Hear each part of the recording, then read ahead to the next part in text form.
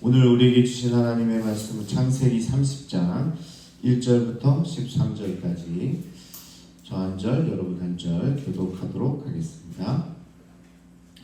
라헬이 자기가 야곱에게서 아들을 낳지 못함을 보고 그의 언니를 시기하여 야곱에게 이르되 내게 자식을 낳게 하라. 그렇지 아니하면 내가 죽겠노라. 야곱이 라헬에게 성을 내어 이르되 내가 임신하지 못하게 하신 이는 하나님이시니 내가 하나님을 대신하겠느냐. 라헬이 이르되 내 여종 비라에게로 들어가라. 그가 아들을 낳아 내 무릎에 두리니 그러면 나도 그로 말미암아 자식을 얻겠노라 하고 그의 시녀 비라를 남편에게 아내로 주매 야곱이 그에게로 들어간다니. 비라가 임신하여 야곱에게 아들을 낳은지라. 라헬이 이르되 하나님이 내 영광을 부시려고 내 홍수를 들으사 내게 아들을 주셨다 하고 이로 말미암아 그의 이름을 다니라 하였으며. 라헬의 시녀 비라가 다시 임신하여 둘째 아들을 야곱에게 낳으매 라헬이 이르되 내가 언니와 크게 경쟁하여 이겼다 하고 그의 이름을 납달리라 하였더라.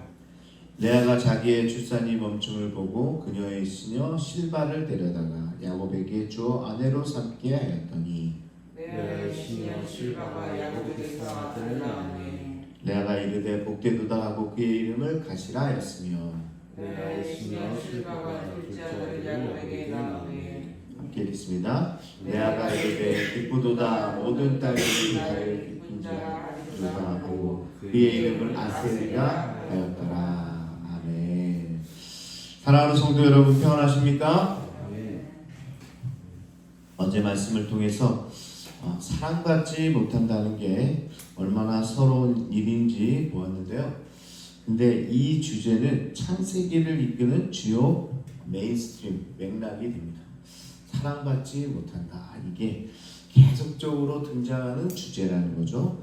먼저 하갈과 이스마엘이 있죠.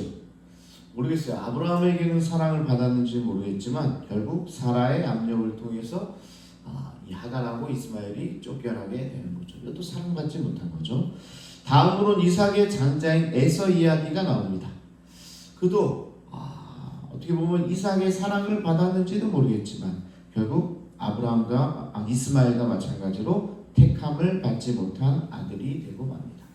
그 이야기는 지금 처음 나오는 게 아니라 계속적으로 이스마엘, 아브라함의 사랑을 받았는지 모르겠지만 사라를 통해서 또 쫓겨나게 된, 그리고 이삭의 사랑을 받는지는 모르지만 또 여러 가지 이유로 자기의 장자권을 놓치게 되는, 결국 사랑받지 못하는 이야기가 계속적으로 등장하고 있는 거죠. 자, 이런 억울함의 계보가 야곱의 아내 레아에게까지 이어지는 겁니다.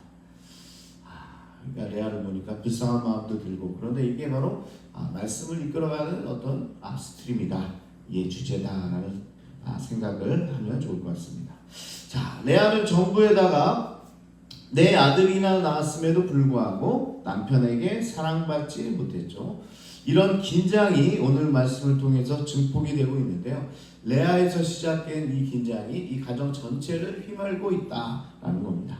그러면서 오늘 두 여인의 아이 낳기가 경쟁으로 이어지게 됩니다. 아이 낳기 경쟁이 지금 이 가정에서 일어나게 되는 거죠. 왜 이런 일이 발생했을까요? 어떻게 보면 서로 친자매잖아요. 지금까지 함께 자라왔던 자인데 언니가 아들을 많이 낳으면 그냥 내 아들이라 생각하고 기뻐하면 좋지 않습니까? 그리고 사랑받지 못한다고 생각하면 그래 아들이라도 많이 낳으면 좋겠다. 동생이 그렇게 여겨주면 좋지 않아요? 근데요, 문제는 두 여인이 각각 상대방이 원하는 걸 가지고 있기 때문에 그렇습니다. 두 여인이 상대가 갖고 있는 것을 원하고 있기 때문에 그렇다는 거죠.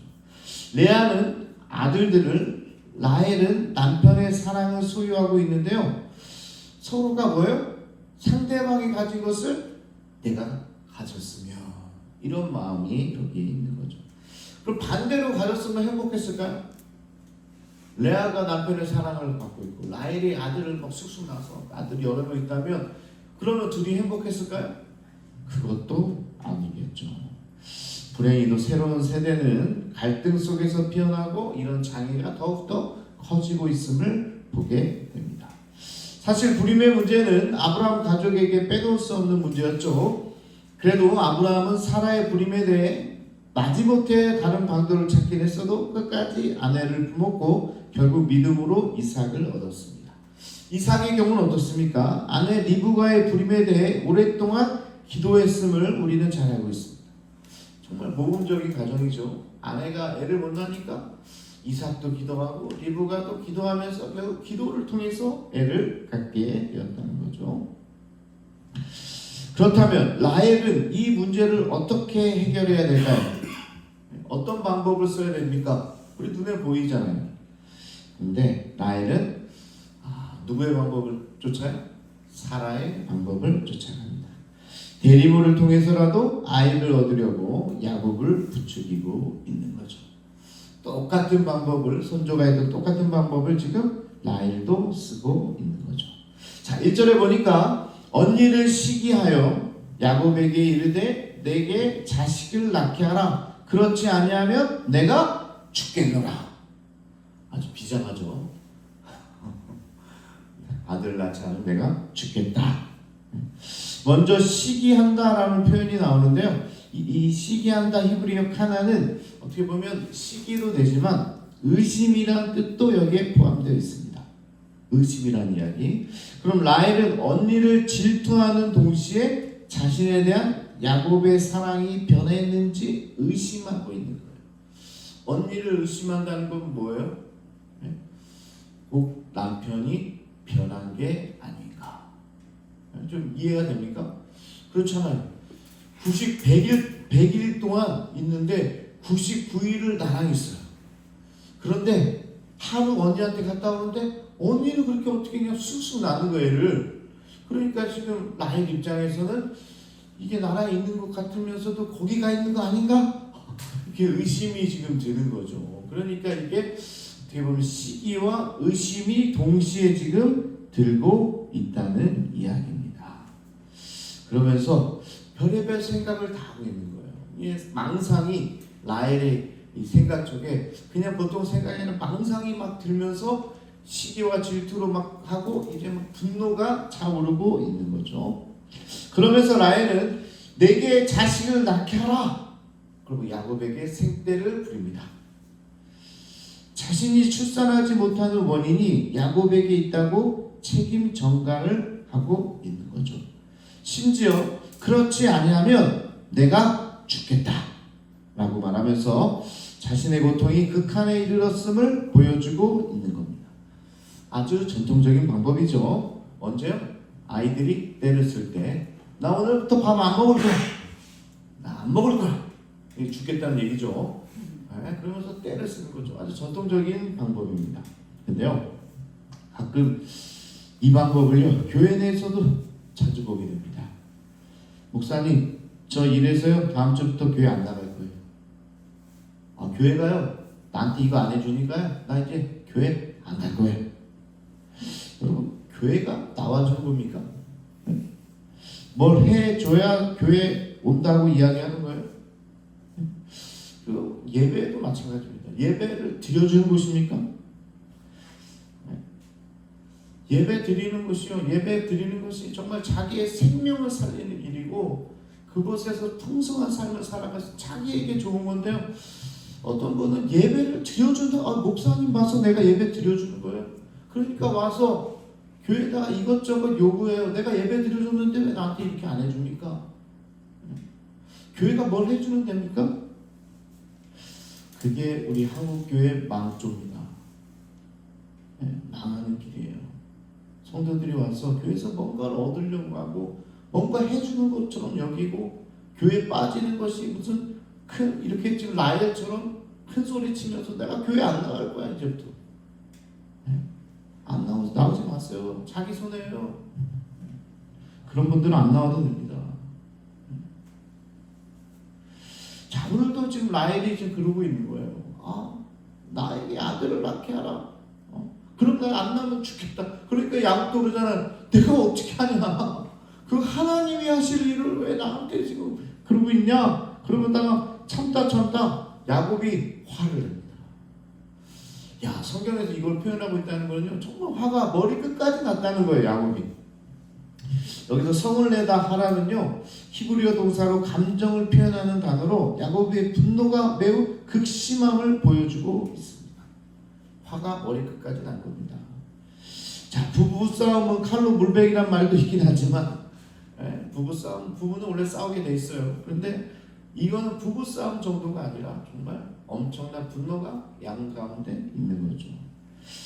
정말로 사랑하는 관계인지 이게 정말 의심될 정도입니다. 사랑을 받고 사랑하는 관계인지 이야기가 막장으로 흐르고 있는 거죠. 자, 안타깝습니다.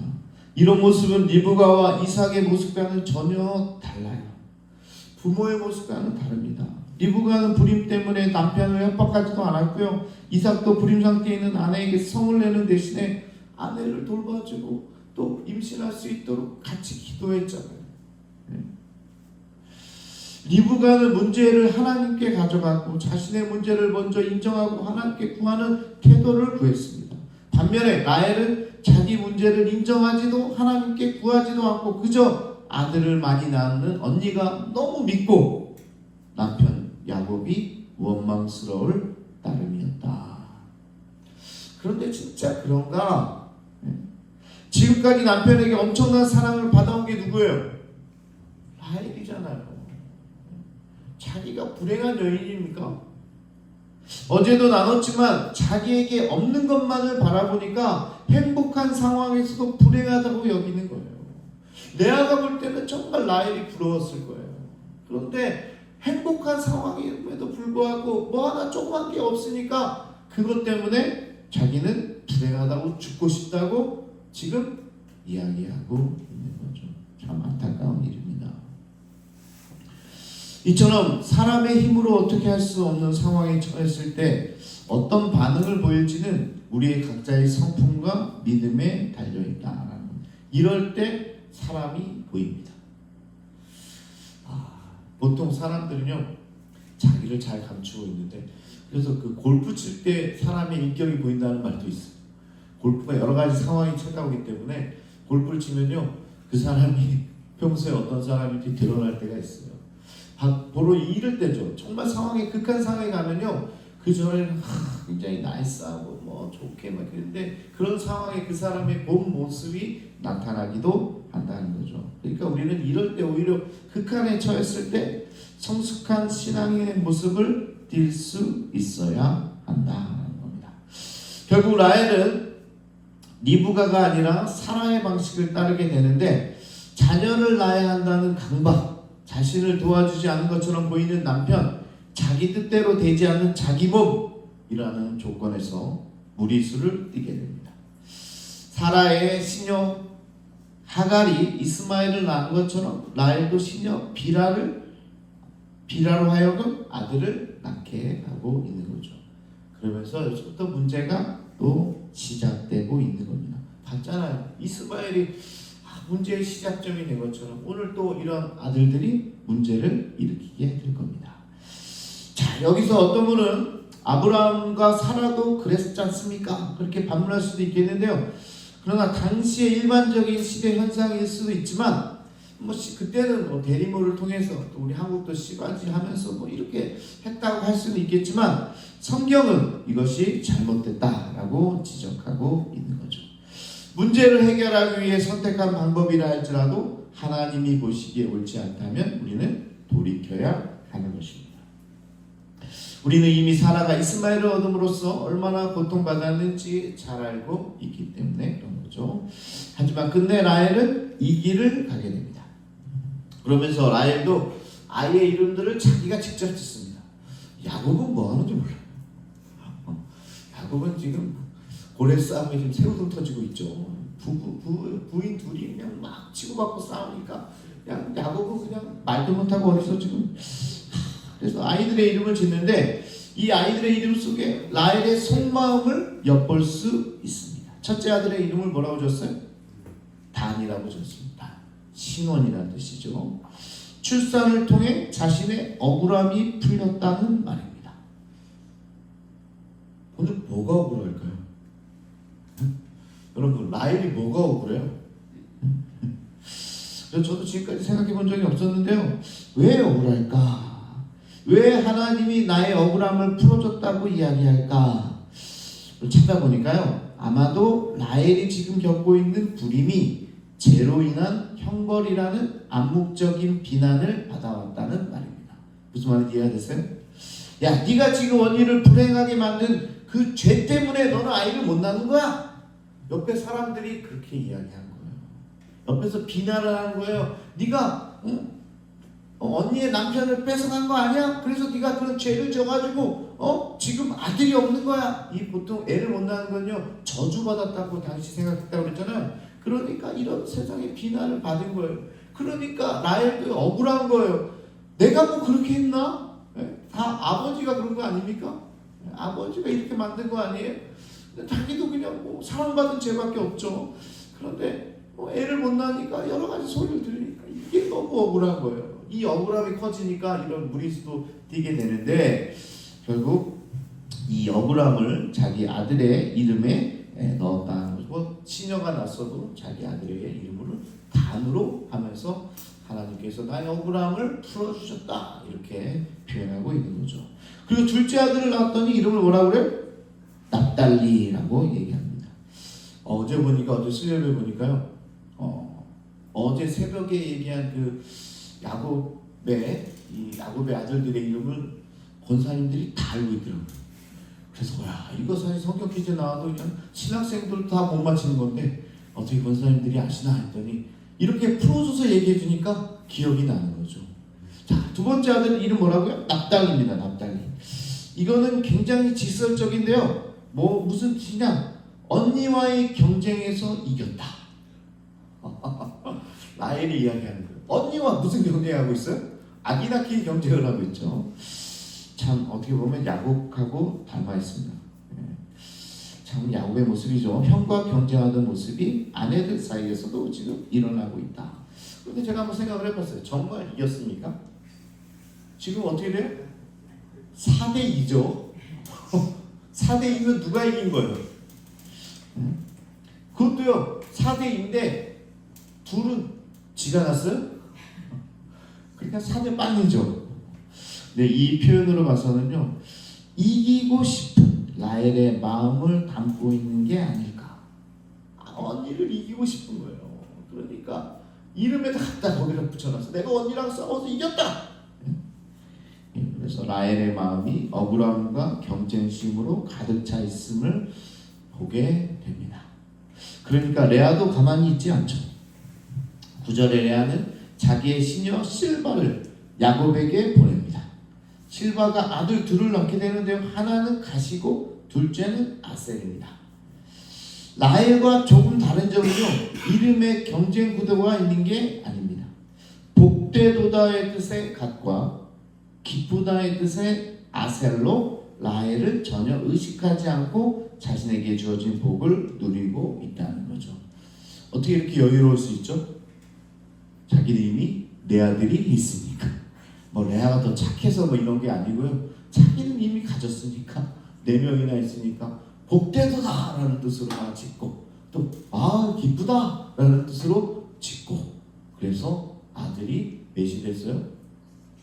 이제 8이 됐습니다. 야곱의 가족은 이렇게 계속해서 늘어가고 있습니다.